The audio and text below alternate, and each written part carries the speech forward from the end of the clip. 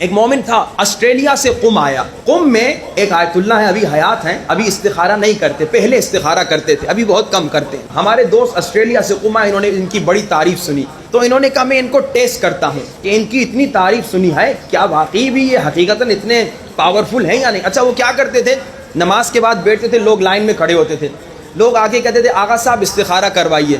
یہ نہیں کہتے تھے کہ شادی کا ہے, بزنس کا ہے, نوکری, نہیں, آغا صاحب استخارہ کروائیے. وہ قرآن کھولتے تھے, کہتے تھے شادی اچھی نہیں ہوگی. آدمی نیت نہیں بتاتا تھا. پھر دوسرا کہتے تھے آغا صاحب بزنس کے لیے کوئی استخارہ کیجئے.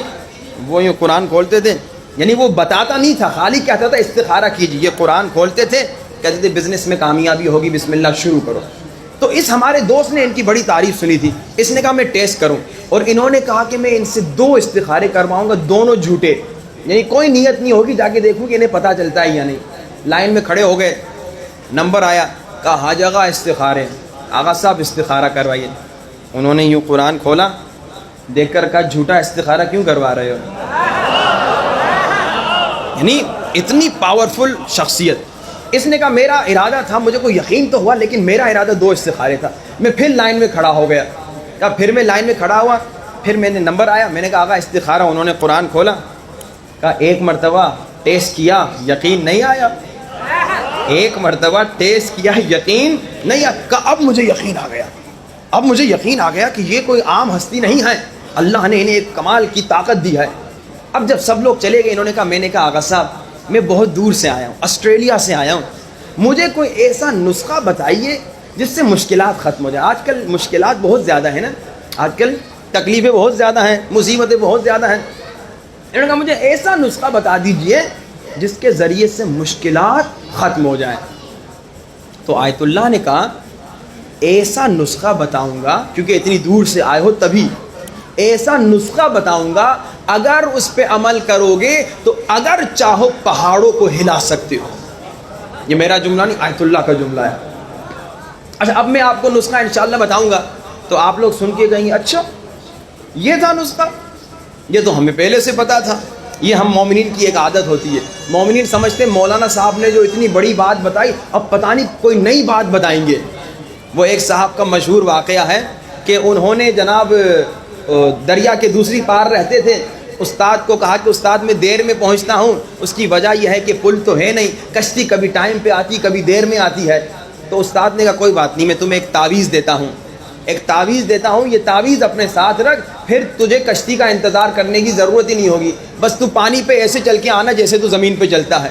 اب یہ روز پانی پہ چلتا تھا جیسے زمین پہ چلتے ہیں. ایک دن اس نے کہا یہ کھول کے دیکھوں یہ تعویذ ہے کیا. جب کھولا تو دیکھا بسم اللہ الرحمن الرحیم. کہا اچھا یہ تو مجھے بھی پتا تھا, یہ تو مجھے بھی پتا تھا. یہاں اس نے کہا یہ تو مجھے بھی پتا تھا, ڈوبنے لگا پھر نہ چل سکا.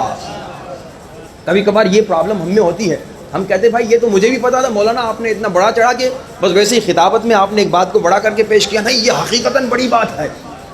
اور یہ نسخہ میں نے کراچی میں ابھی ایام فاطمیہ میں ایک جگہ پہ کہا 40 دن تک اس پہ عمل کریں, کوشش کریں 1 سال تک عمل کریں, کم سے کم 40 دن. پھر میں پڑھ کے واپس مشہد گیا. اب جیسے میں نے کہا تھا جب آپ پاک ہوں گناہ نہ کریں تو آپ کو جلدی جواب ملتا ہے.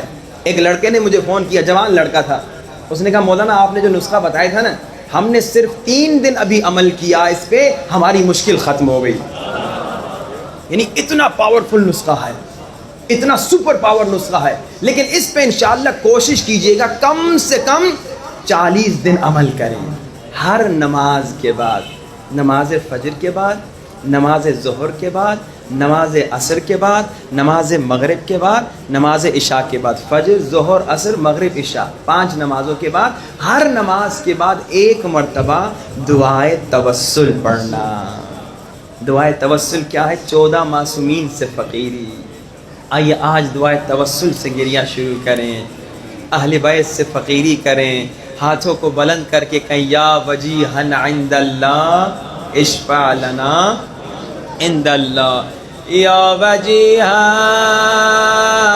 عند اللہ اشفع لنا عند اللہ. بلند آواز, یا وجیہن اشفع لنا عند اللہ, یا وجیہان اشفع لنا